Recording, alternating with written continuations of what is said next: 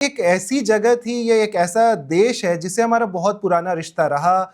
हमने उनके लिए लड़ाई भी लड़ी, लेकिन अब माहौल ऐसा हो गया है कि हम वहाँ पे हिंदुओं के जान की परवाह कर रहे हैं और उसके बारे में काफ़ी डिबेट, काफ़ी कुछ हमने बातें की। अब इलेक्शंस हो चुके हैं, रिजल्ट आ चुका है, जो भारत के लिए एक बहुत बड़ा खतरा था कि वहाँ की जमात-ए-इस्लामी अगर पावर में आ जाती तो शायद और भी काफ़ी डिबेटेबल हो जाता ये पूरा मुद्दा। हमारे साथ अरविंद सिंह तेजावत साहब भी जुड़ चुके हैं। Arvind ji, thank you so much, आप शो पे आएँ। और हम सबसे पहला सवाल आपसे यही पूछना चाहेंगे कि कितना मुश्किल रहा होगा मोदी जी के लिए वो मैसेज करना, क्योंकि भारत में तो हम ये हमेशा से बातें करते आ रहे हैं, यहाँ की मीडिया बातें कर रही है, हिंदुओं को वहाँ पे मारा जा रहा है। तो सबसे पहला यही जवाब हम चाहेंगे, एक शॉर्ट में आप हमें बताएं कि कितना मुश्किल रहा होगा मोदी जी के लिए, और जब वो ट्वीट कर रहे होंगे या फोन पे उनकी जब बात हुई होगी तो क्या बातें हुई होंगी? हिंदुओं के बारे में भी कुछ बातें हुई होंगी, उनकी सेफ्टी को लेकर के। देखिए, इस समय हिंदुओं के बारे में तो बिल्कुल भी बात नहीं हुई होगी। इसका कारण ये कि अगर हिंदुओं के बारे में बात होती तो नई गवर्नमेंट को ये मैसेज जाता जी। कि दरअसल भारत बांग्लादेश के आंतरिक मामले में हस्तक्षेप कर रहा है। जी। क्योंकि इसका कारण ये है कि इसे जो ज्यादातर जो डिप्लोमेट्स हमारे फॉरेन मिनिस्ट्री में बैठे हुए हैं, उनकी ये समझ है कि हिंदुओं की वहां पे हत्या, हिंदू कहें या अल्पसंख्यक कहें, जिनमें ज्यादातर हिंदू ही हैं, जी। तो अल्पसंख्यकों की जो हत्या हो रही है वो बांग्लादेश का आंतरिक कानून और व्यवस्था का मामला है, लॉ एंड ऑर्डर का मामला है। तो इस तरीके से भारत उसमें कोई इंटरफेरेंस नहीं करना चाहता है, बांग्लादेश की सरकार खुद देखे।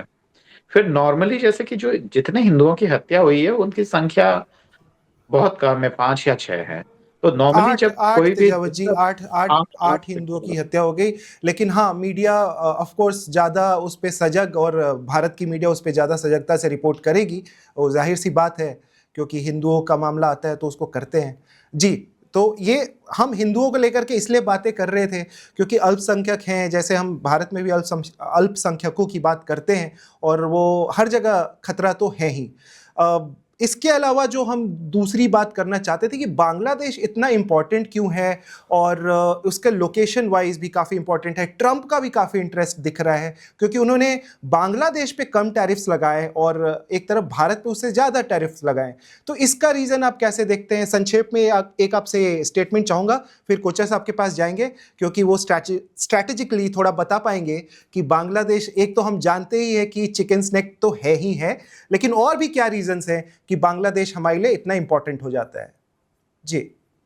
देखिए नगेन साहब, बहुत सारी चीजें एक साथ है जो कि हम मैं एक एक करके जवाब देना चाहता हूँ। जी। तो पहला तो नगेन साहब ये है कि उसको चिकन नेक कहना ठीक नहीं है, क्योंकि ये नाम दरअसल जो वेस्टर्न वर्ल्ड है उसका दिया गया हम्म। है। और क्योंकि नाम ऐसा था कि वो चिकन की नेक जैसा ही दिखता है, इसलिए जो इंडियन जो मीडिया या जो एक्सपर्ट्स है उन्होंने अडॉप्ट कर लिया, जो कि एक तरीके से सही नाम नहीं है। वो सिलीगुड़ी कॉरिडोर जो है जी। वो सच में जैसा हम चिकन नेक से जो इम्प्रेशन आता है वैसा नहीं है, क्योंकि भारत के पास बहुत सारे ऐसे तरीके हैं कि वो बदले में बहुत सारी कार्रवाई कर सकता है, और उस पे कोई भी खतरा आना तो बहुत दूर की बात है। भारत के लिए केवल जो कंसर्न हो सकता है वो ये है कि हमारे खासकर जो पूर्वोत्तर में जितने भी जो ऑर्गेनाइजेशंस हैं, जो खासकर सेपरेटिज्म को बढ़ावा देते हैं, तो ऐसे अलगाववादी तत्वों को बांग्लादेश में शरण मिल सकती है। और वहां से जो वापस प्रत्यर्पण जो है वो इतना आसान नहीं होगा, अगर सरकार के साथ हमारा ठीक से नहीं बनती है तो। एक इस संबंध में नगेन साहब देखिए, दो चीजें हैं। एक तो वो लोग सोचते हैं जो कि ये कि बांग्लादेश और भारत के रिश्तों में एक कंटिन्यूटी रहेगी, और जी। दूसरे वो लोग वो है वो ये सोचते हैं कि कंटिन्यूटी नहीं रहेगी, समीप आएंगे। इसका मैं कारण बताता हूँ। मैं सोचता हूँ कि ज्यादा समीप आएंगे, और जो तारिक रहमान साहब और बीएनपी को लेकर जो आम तौर पे जो डर है वो फालतू का डर साबित होगा। इसका कारण बताता हूँ। क्योंकि इससे पहले जो नोबेल लॉरिएट जो यूनुस साहब जो थे वहां पे जी। सत्ता में, जी। उनकी मजबूरी समझे कि सत्ता में बने रहने के लिए उनके पीछे ताकत की जरूरत थी, और वो जो ताकत आ रही थी वो एक्सट्रीमिस्ट लोग थे, उनसे आ रही थी। अकेले यूनुस साहब पूरे बांग्लादेश की आर्मी से लेकर वहां की नौकरशाही से लेकर वहां की पुलिस प्रशासन सब पे कब्जा करना उनके लिए संभव नहीं था। जी। उन्हें कोई ना कोई ताकत चाहिए थी जिसके बूते पे वो बने रहे। वो ताकत के सोर्सेज अलग अलग हो सकते थे, जी। और बदकिस्मती से वो सारे ही जो सोर्स थे वो दरअसल कट्टरपंथियों के थे। तो पहला तो ये इम्प्रेशन है कि जो कट्टरपंथी है वो जैसा हावी रहेंगे और जैसा बांग्लादेश यूनुस साहब के समय चल रहा था वैसा का जी वैसा आगे चलेगा। और दूसरा ये तरीका है, जैसे कि हम ये सोचे कि 2001 से 2006 के बीच में जो बीएनपी लेड गवर्नमेंट थे वैसा का वैसा रहेगा, क्योंकि हम पास्ट एक्सपीरियंस से ये देख रहे हैं। तो ये दोनों ही पास्ट एक्सपीरियंस है। अब उसमें कंटिन्यूटी इसलिए नहीं रह सकती कि जिस समय हम अवामी लीग को सपोर्ट करते थे, तो जाहिराना तौर पर जो बीएनपी है वो हमसे कोई ऐसा दोस्ताना व्यवहार रखेगी नहीं। जी हालांकि ये भारत की स्ट्रेटेजिक भूल भी थी कि भारत ने बांग्लादेश के विपक्ष को वो महत्व नहीं दिया, वो जी। तरजीह नहीं दी जिसका वो हकदार था। और तो उसका अभी जो नतीजा है वो हम भुगत भी रहे हैं।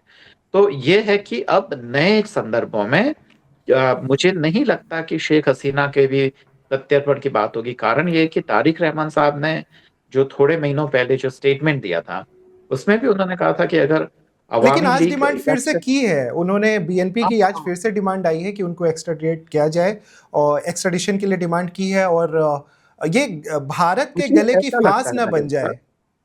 हाँ बिल्कुल, ये हमसे एक भूल तो हुई है। उनको दरअसल किसी तीसरे देश में शरण दे दी जाती तो हमारे लिए सारी ही परेशानियां खत्म हो जाती, जो भारत के लिए बहुत जी आसान था।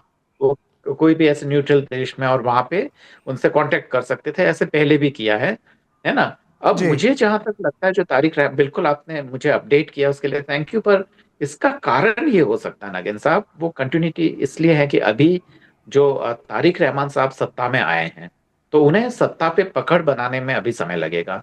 जी एकदम अचानक से हम सोचे कि वो एकदम अपना स्टैंड बदल दे तो वो पॉसिबल नहीं लगता है। तो अभी तो फिलहाल जो उनके जो नीति निर्माता, जो उनके ब्यूरोक्रेट्स, उनके जो जी फॉरेन अफेयर्स के जो लोग हैं वो जैसा कहेंगे वैसा कहेंगे। अचानक से एकदम वो कुछ बदलेंगे नहीं। नहीं तो पहला ही मैसेज ये जाता कि सारी ही चीजें उलट पुलट कर दी।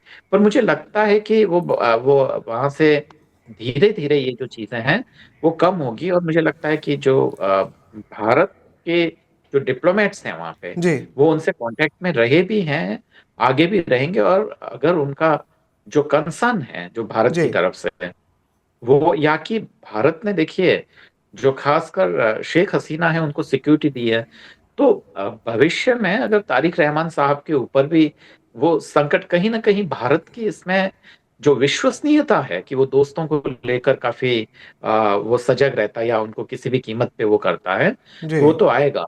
एक जी और अंदर खाने में एक चीज और ये है कि खासकर जो एग्रो प्रोडक्ट्स हैं जिसपे भारत ने आधे जो हमारा जो अमेरिकन टैरिफ के लिए जो हमारा एक तरीके की डील हुई है या एग्रीमेंट हुआ है, तो उस एग्रीमेंट में जो बहुत सारी चीजें कि एग्रो प्रोडक्ट को लेकर अमेरिका ने थोड़ा सा वो लिबरल रुख अपनाया है।